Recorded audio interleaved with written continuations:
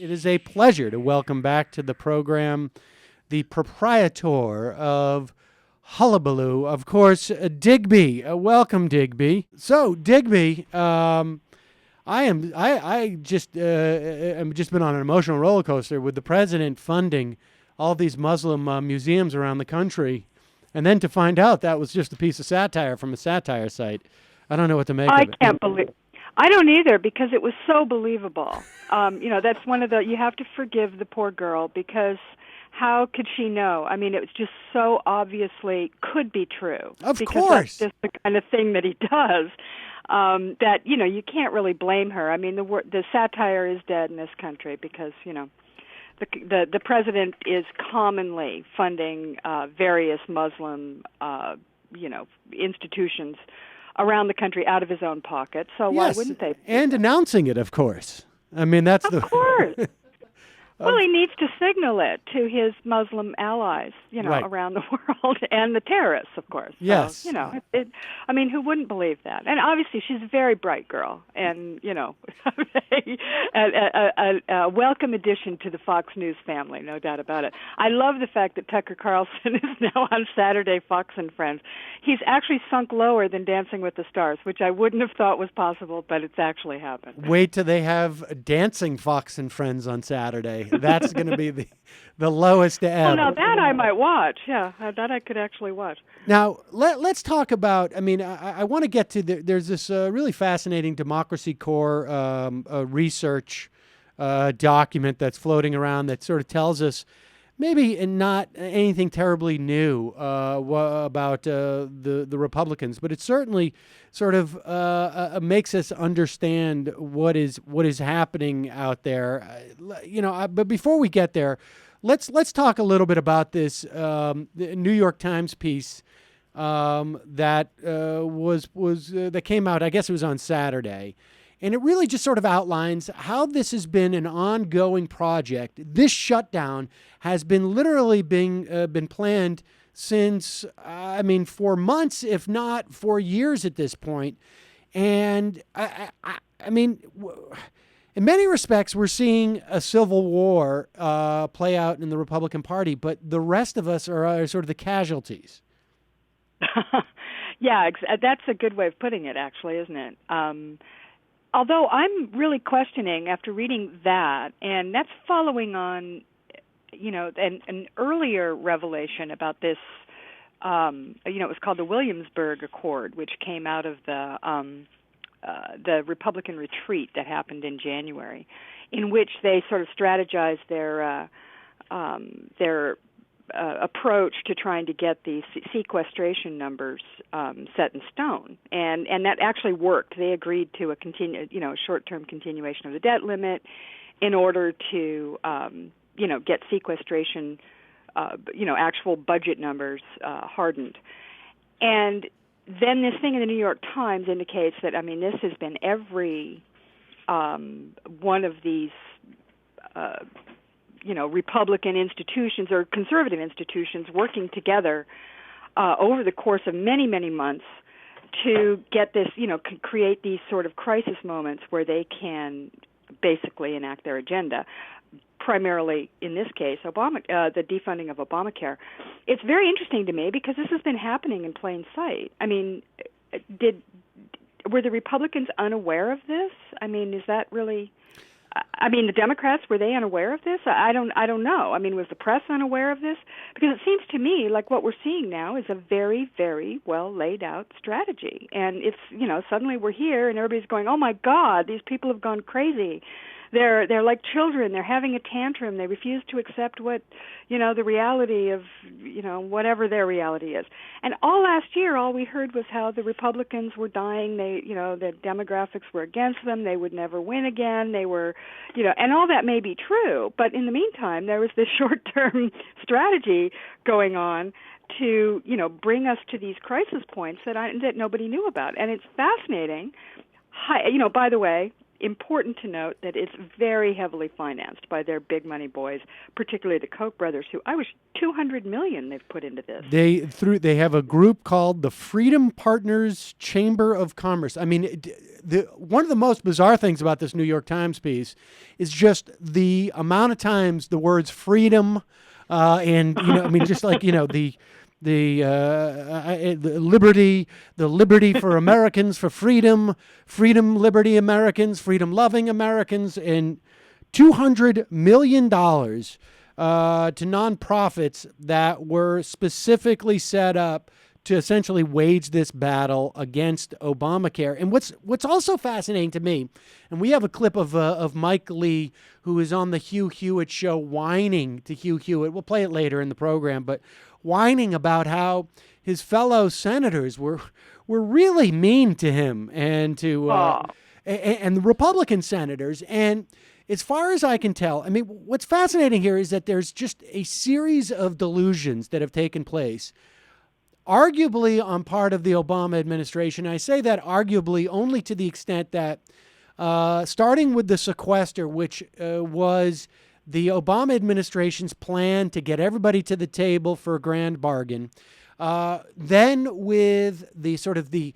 establishment media, which assumes like, cooler heads will prevail, and the Republicans and the Democrats who ignored what was really going on in the Republican Party, so much so that we're brought here and you have these Republican senators saying, we had the plan. The plan was to pretend that we were going to defund Obamacare, not to pretend that we were really going to do it.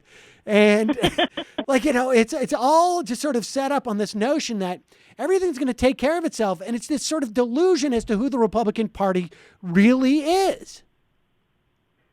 Well, I mean, yes, they really believe this stuff. This is not, this is no drill here. I mean, this is for real. And, I mean, I don't know about guys like Ted Cruz. I don't know what he believes. I think he's a true believer because his history is very interesting. I mean, he came up in a family of right-wingers and has been sort of indoctrinated since he was a little kid. He's been going to like John Birch Society meetings and stuff like that. So I don't think he's purely an opportunist. I think it may be that he's both an opportunist and a true believer, if that makes sense. Oh yes, I don't think he thinks that there was a real way to defund Obamacare, but I think he's willing to say like, I'm going to burn down sort of the vestiges of the Republican establishment because I am the one true leader. And right, I think when I prevail, I will destroy Obamacare.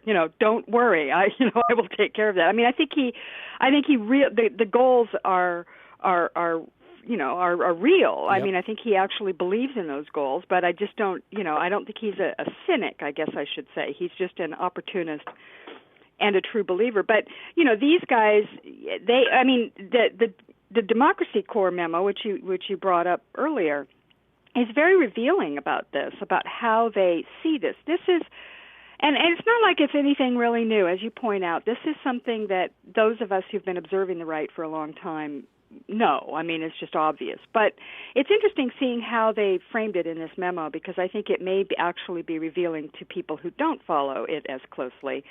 Because what it reveals is that this is really driven by fear, and it is, pervasive. These people are frightened to death. I mean, this is not just some sort of vague sense of unease. I mean, they honestly believe that this culture is under siege by people who do not share their values, and that they have got to fight back.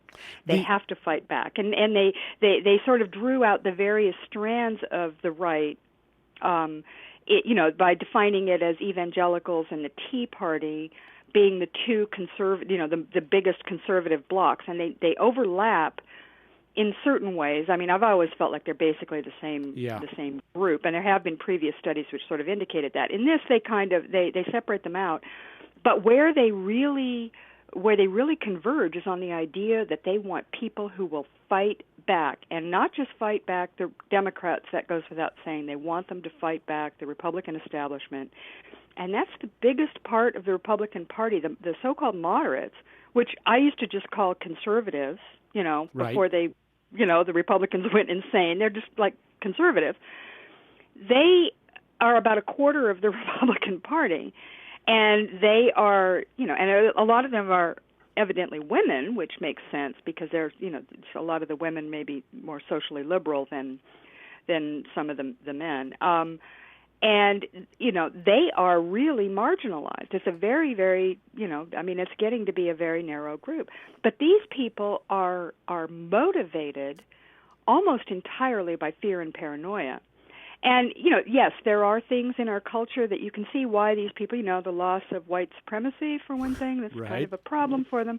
But really and truly, I have to blame, the Republicans created this monster. I mean, this is the conservative movement has, they've had a 30-year propaganda campaign that has been, well-financed, well-oiled machine. Many people are making a very tidy profit at selling this fear and paranoia.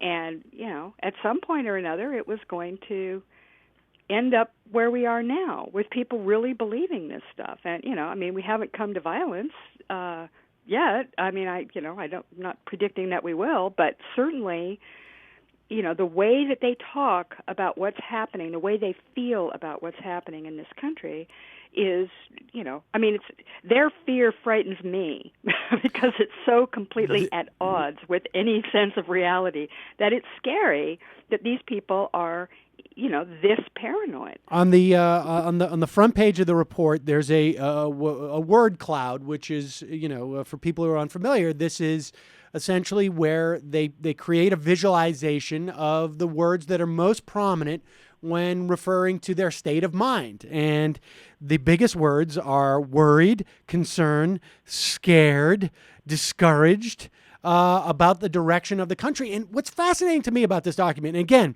we're talking evangelical make up 50% of the Republican base, the Tea Party as a distinct group, and there's obviously some crossovers, another 25%, and then 25% are the moderates. What is fascinating to me is that, and you and I have talked many times about this over the years. I mean, and I think it's because we spend more time actually. There's sort of we hear the term epistemological closure. I may be mispronouncing that. When we hear talk of people are talking about it with Scalia right now because of an interview that he had, and it's quite clear he doesn't look at any news outside of literally red state emails and listening to talk radio. But I think the establishment in this country, whether they are, center left or center right, have a similar closure. They don't understand what's been going on the right. They have no idea. They poo-poo the idea of Rush Limbaugh. There is nothing in this Democracy Corps report.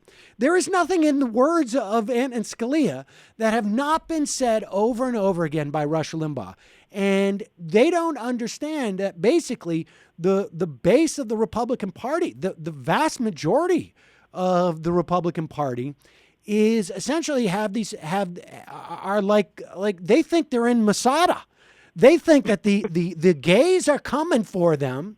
And so much of it is about the gay right now, and then the communists, I guess, the socialist communist gays, and they're coming for them. Coming to get their guns. Coming to get their guns. And they have this notion of, we are under siege, and so the idea that they have been fed this sort of one true path, because I'm getting these red state emails, and these emails are telling these people we're winning. We're about to defund Obamacare. Meanwhile, the Republican Party, the establishment, has basically let go of that notion. But these people think this is coming. I mean, the amount of dissonance and how they're going to respond to it is sort of terrifying, and it's going to push us to the brink, I think. Well, I mean, look at the brink we're being pushed to. I mean, this debt ceiling that's, the crisis that looms around that. I mean, who knows what's going to happen? It's, there's a lot of fear-mongering, but this is very real. I mean, I don't think there's an economist on earth or any observer who looks at that and says, that is not a very, very, very dangerous game that is being played around the debt ceiling. And yet, on the right, that's considered, it's not a big deal. Don't worry, we'll be fine. It doesn't matter. Maybe we shouldn't pay those debts. They're a bunch of commies who, have bought America anyway. I mean, there's a lot of very, very strange and frankly, ignorant propaganda. Well, wait a second. To be fair, Digby, Congressman Ted Yoho, who prior to the 2012 election was a veterinarian specializing in large animals, had this to say. He is from Florida. I think we need to have that moment where we realize we're going broke. And he said, if the debt ceiling isn't, he said, I think personally, speaking of the debt ceiling, it would bring stability to the world markets. I mean, what do you do with that? I mean, this is one of the things that you just sit there and scratch your head and go, how does one deal with this? I mean, there's no Republican Party discipline the way that there used to be. I mean, I think that's fairly clear. And I was never sure about that. I mean, you don't know what's really happening behind closed doors in any kind of institution like that. But it's obvious at this point that there's no educating Ted Yoho. I mean, he believes what he believes, and he's an idiot. I mean, it's just obvious. And there's a whole bunch of them. And I don't think, there's no Tom DeLay in there with, right, with the hidden cameras and the pictures that comes in and says, hey, buddy, Ted, got to tell you, you're going to toe the line or these are going to go out. I mean, that kind of thing obviously is no longer in existence in the Republican Party. And I don't know that Tom DeLay did that, but let's just say I suspect he did. So that hammer thing that used to exist, that top-down party discipline is gone. And you have people like this who now are exerting actual political power. And I'm not saying that that's even bad in this sort of abstract democratic sense, because he's got Yoho's got a bunch of followers who believe that. So right, he's accurately representing their views. And that's really scary. And it gets back to where we are with these people who have been, they've basically been brainwashed into believing that, and this is through an absolutely huge web of institutions that have built up ever since the 1970s on the conservative right, that not only, do this for political purposes, they do it for money. I mean, these people are making money doing it. Now, the Kochs are spending money, but, they're making money hand over fist, too. These guys are worth more than $50 billion apiece. And they are they are vastly wealthy. They cannot spend the money. There's no way they could spend all their money on politics. Relative to their income, I So really think that my lunch today, even in the dollar lunch district of New York City, will be a higher percentage of my assets spent than the $200 million they dropped to fight exactly. this. And exactly, it's a drop in the bucket. It's the change in the couch cushions to them, and yet it's there's a very good return on their investment on this. I mean, they're not doing it. I think they're true believers. I mean, I think the Koch brothers believe in what they're doing, but it also just it's not a coincidence that it happens to end up in profits returning to them, which that's how guys like them stay rich. But this is that there has been a concerted effort over many, many years to create, and it's building on something that's always been part of the fabric of American political culture. It's not they didn't invent it. This that Hofstadter wrote back in the 50s about, or early 60s, about the paranoid strain in American right, life. It's always been there. There's always been this sense, then you go back and, like lately, I've been writing I just post the Lincoln Cooper's Union speech every once in a while, 1859, he's on the brink, we know what's going to happen, and it's all there. And he saw it as well, this same kind of, the sense that people, that this certain group, and in that case, of course, it was the South, feeling that they are under siege by values that they don't share, and that they are on the brink of losing, and they have to fight to the death, and this sort of grandiose sense of their own power, and that they are, like in the South, they always, one of their soldiers was worth 10 Union soldiers, that kind of thing, is sort of building themselves up in their own minds. into being these great patriots and these great, warriors who were going to, prevail once the fight was engaged. That is, that's part of who we are. I mean, that's America, and we're seeing it played out. We've seen it played out in many different ways over the course of our history, and this is kind of the latest version of it. And this time, we're dealing with a world in which America is a superpower, with a tremendous amount of responsibility for the world economy, obviously we are pretty much the only great military power. And they're playing with fire with this on a level that we haven't seen before. I mean, the level of catastrophe is not just confined to, our little political world. It's actually, this is a global issue. Certainly the debt ceiling thing is. And yet, there it is. I mean, it's who we are. People exploit it. They make a lot of money at it. I want to talk a little bit about this, because that aspect of it, I think, is the one thing that, we're on some similar email lists, and when I look at on the left, the ballast of the left, at least in terms of politics, as opposed to the right, is sort of the more academic. Is more academic. I mean, literally more academic. Mm-hmm. And I think the thing that is not understood by those on the in the academic and those who perceive themselves sort of, that's the world that they think is the most relevant.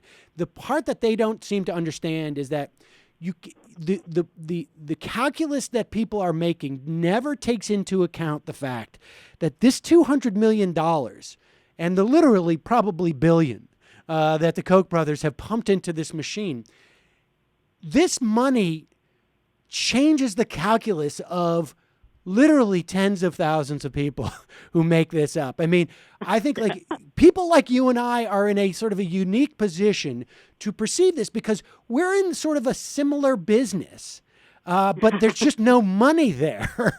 You know what I mean? So we're not, we may aspire to get the type of money that gets funneled into the red state apparatus, or these different groups that crop up and make these ads about these rapey ads or whatever it is.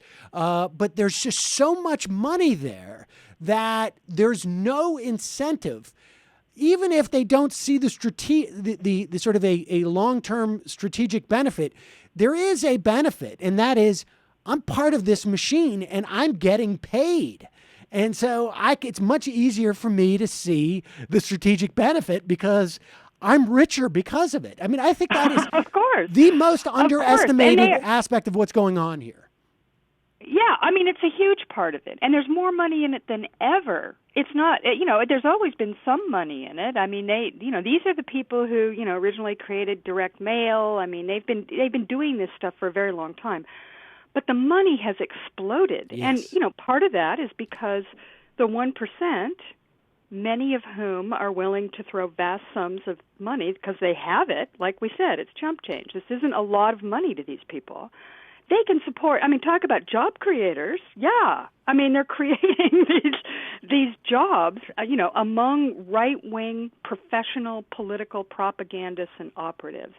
These people are there to do this work. That's what they do for a living. And regardless of whether or not it succeeds or whether or not they accomplish whatever the political goal is, they certainly have incentives to do it because it is, it's in their own best interest to do it.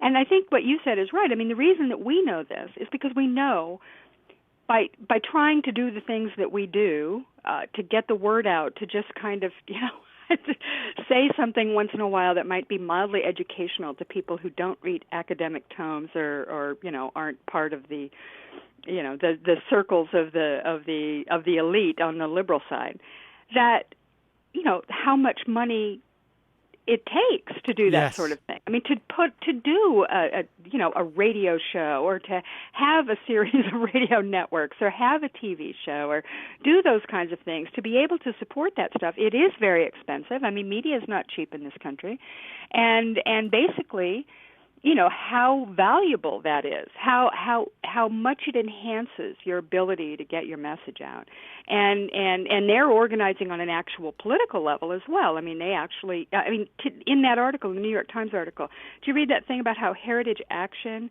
has trained 6,000 people? They call them sentinels. Yes. That they they're kind of like Manchurian candidates or something. They send them out on a mission every time they have some sort of operation they need to have go out into town halls and meetings and go to their representatives and basically threaten them. I think that's the idea. That I would like to see an entire piece, frankly, on that. I mean, what are these 6,000 sentinels doing? I mean, the idea that you could pay and train 6,000 operatives like that, it's stunning. And in terms of the increase in money, I mean, people have to understand, like the Koch brothers went from 20 years ago having several $100 million to now having tens of billions of dollars. That's all you need. You don't even need the rest of the 1%.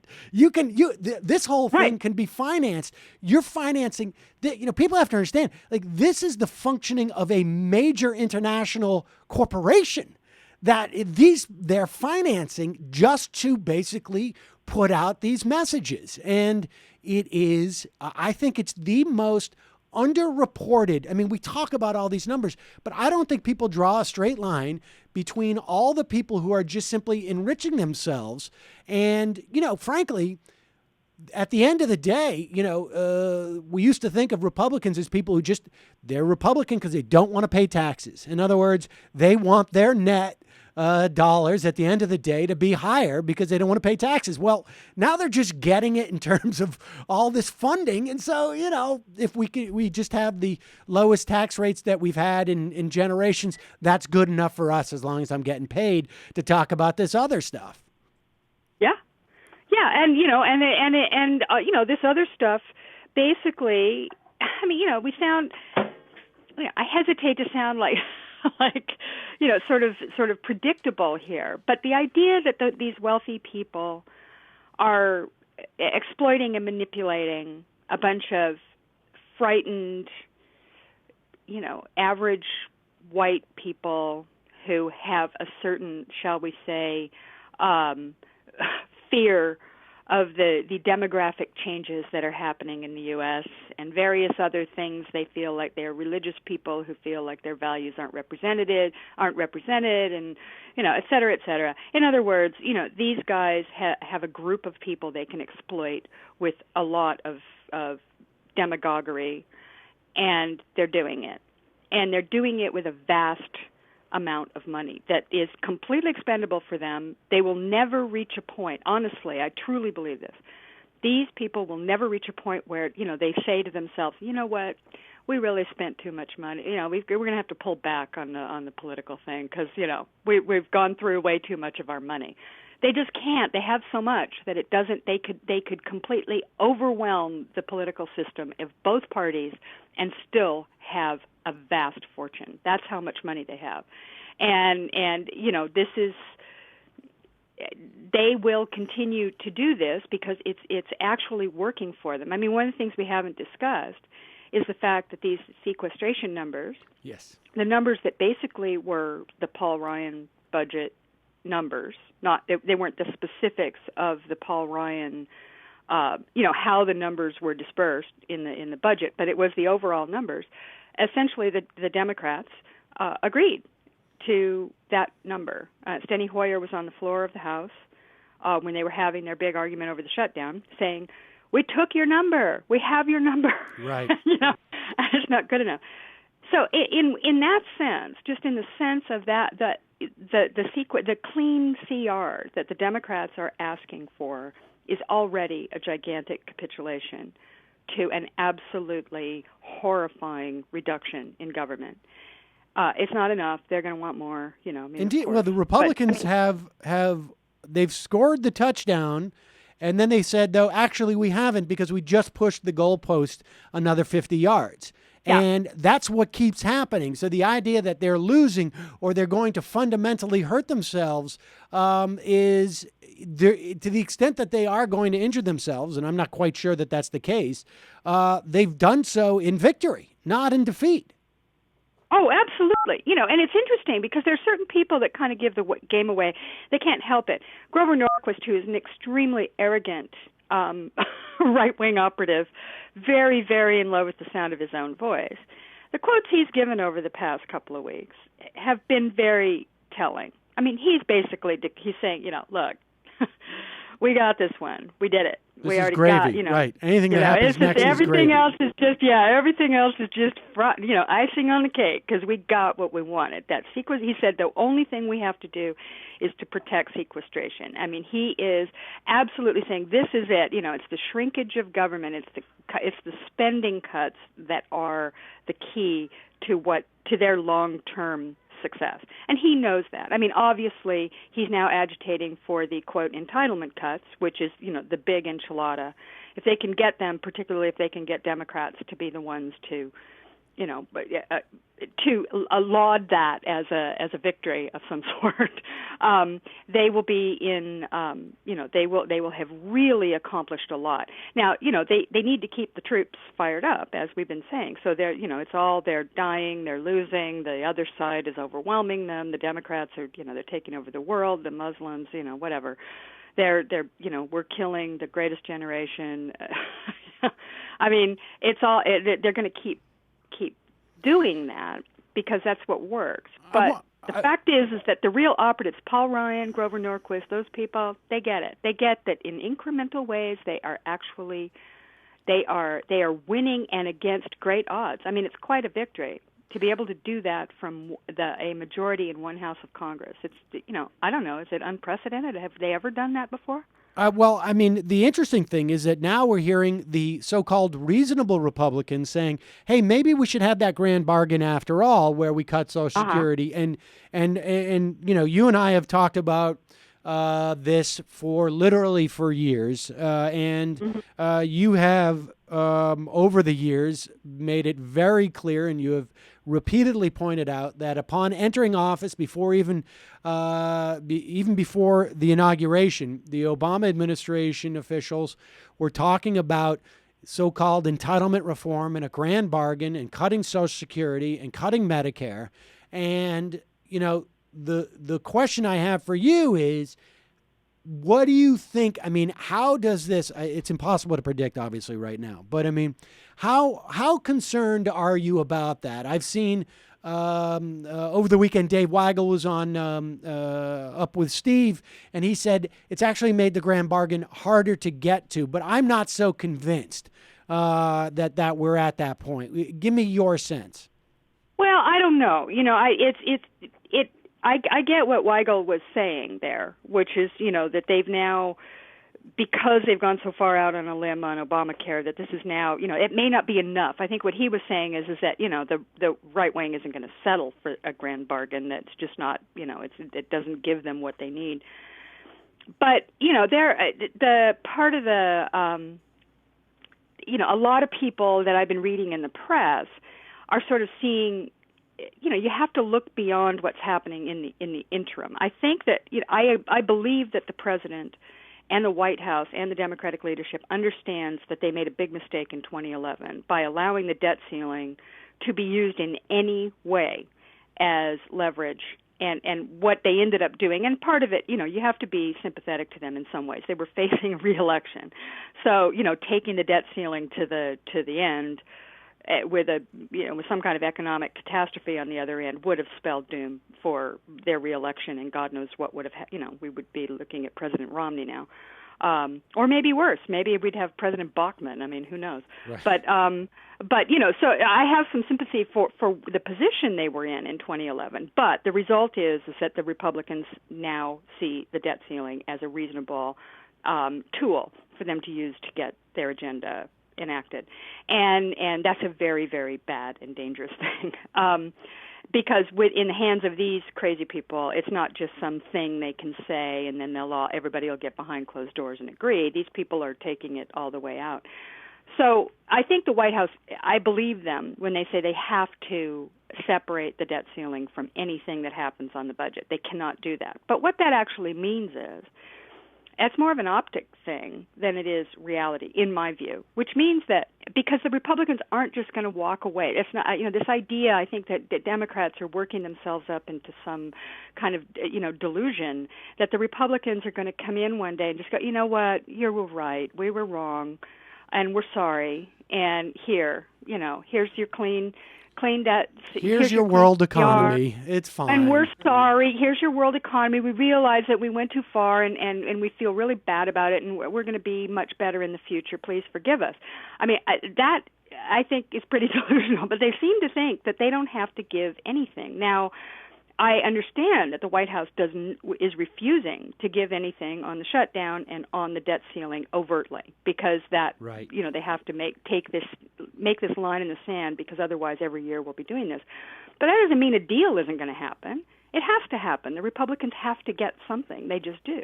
And Ted Cruz kind of indicated yesterday that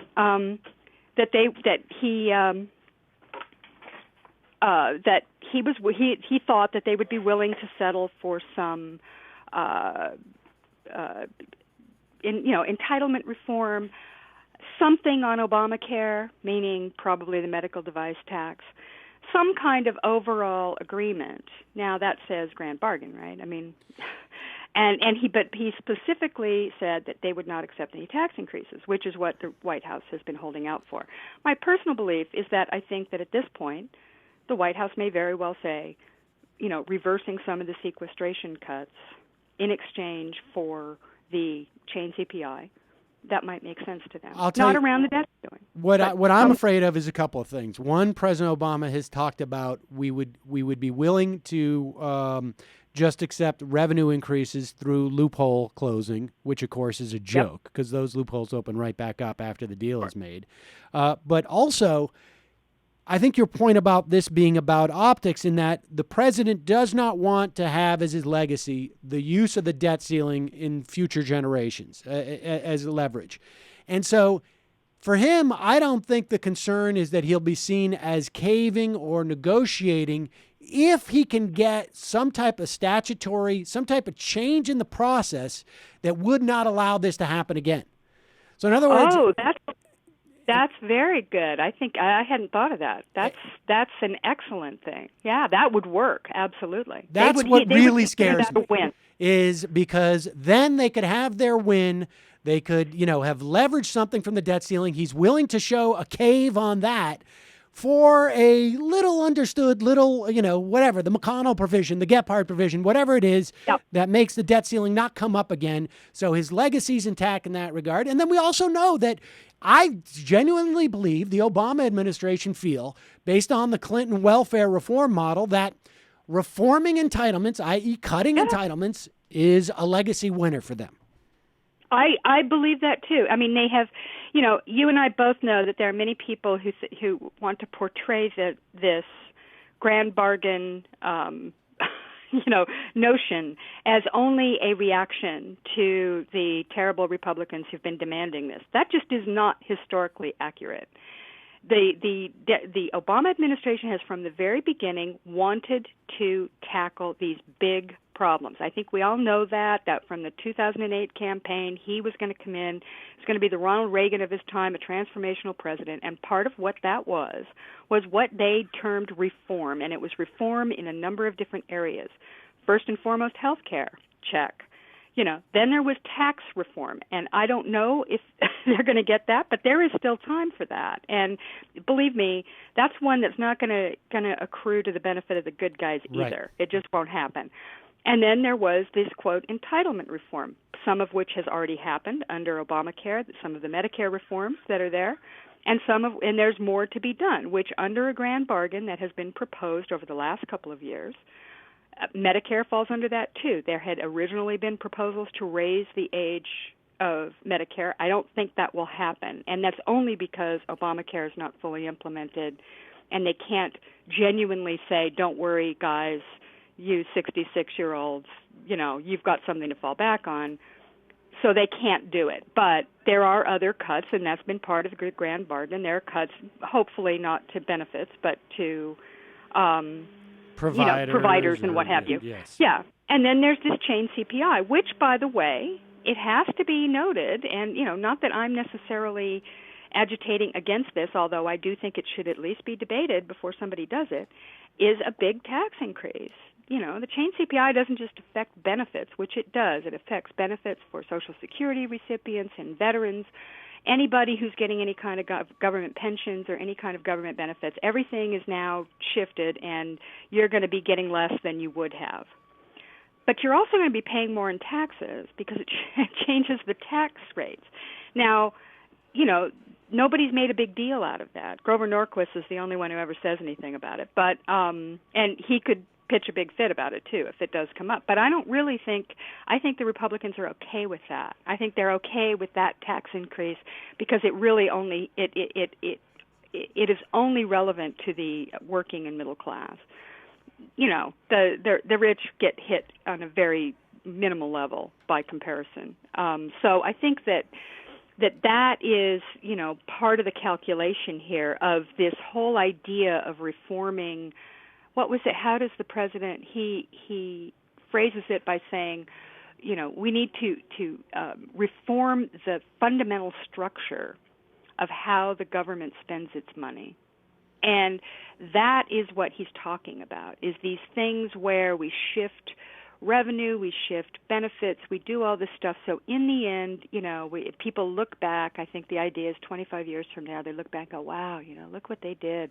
And of course, under the circumstances that it was done, oh my God, they were, being attacked from left and right. They called him a Muslim. And he was able to, and the word here is reform all the government structures. And I honestly think, and I'm not trying to say that he's a bad person for this. I disagree with him. I think he's reforming things in all the wrong ways.